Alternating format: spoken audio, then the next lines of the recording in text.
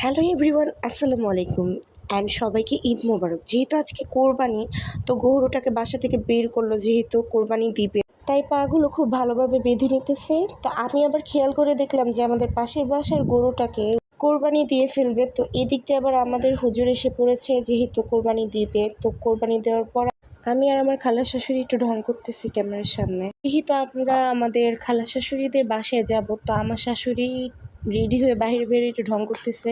তারপর আমরা একটা রিক্সা নিয়ে নিলাম। তো আমরা খুব মজার মজার কথা বলতেছি, এদিক দিয়ে আবার রিক্সাওয়ালা মামাটা উঁচা নিচা ভাঙ্গা জায়গা দিয়ে যাচ্ছে, যে কারণে হাসাহাসি করতেছি আর বলতেছি ভালোভাবে যেতে। তো বাসায় আসলাম, বাসায় আসার পরে একটু রেস্ট নিলাম, খাওয়া দাওয়া করলাম, যেটা আমি ভিডিও করতে পারিনি। তো এদিক দিয়ে আবার আমার ছেলে সবাই বসে আছে।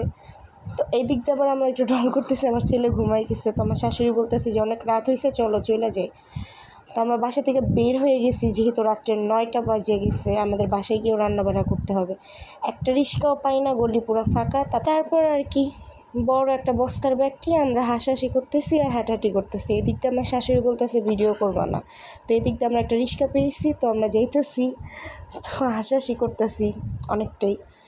তো বাসার কাছাকাছি চলে আসছি, যেহেতু আমাদের বাসা থেকে একটু দূরত্ব নামাই দিছে। তো হাঁটাহাঁটি করতেছি। তো এদিক দিয়ে আবার আমার শাশুড়ি আর আমার খালা শাশুড়ি দুজন মিলে একটা ব্যাগ নিয়ে টানাটানি করতেছে। তো এদিকে আবার দেখলাম বেলপুরিওয়ালা মামাকে। তো আমি বললাম আম্মু যে পুরি খাবো, তো আম্মু বললো যে নিয়ে নাও বেলপুরি। তো 3 জনের জন্য 3 প্লেট বেলপুরি নিয়ে নিলাম। তো খেলাম, খেয়ে দিয়ে এখন বাসার সামনে এসে পড়লাম। আমাদের কয়টা ছোটো ভাই দাঁড়িয়ে ছিল, ওরা বললো যে আমাদেরকে একটু ভিডিও করো। তো ভিডিও করলাম, করার পরে বাসার সামনে চলে আসছি, অনেকটা রাত হয়ে গেছে।